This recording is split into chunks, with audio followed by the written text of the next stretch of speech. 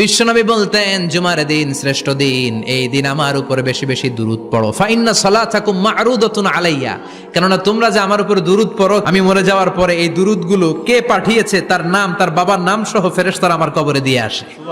সাহাবারা বললেন, ইয়া রাসূলুল্লাহ কাইফা সালাতুনা মা'রুদাতুন আলাইক, আপনি মরে যাওয়ার পরে আমাদের দুরূদ কেমন করে আপনি দেখবেন? ওয়াকাদ আরিমতা, আপনি তো পচে গলে মাটির সাথে মিশে যাবেন।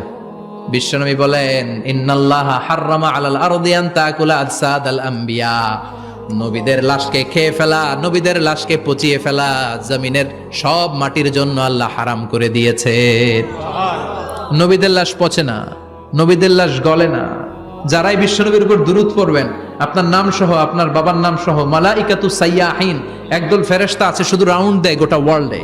কারা বিশ্বনবীর উপর দুরূদ পড়েছে, এই দুরূদ নিয়ে, এই নাম নিয়ে বিশ্বনবীর কবরে তারা পৌঁছে দেয়। চিল্লায় পড়েন আল্লাহু আকবার।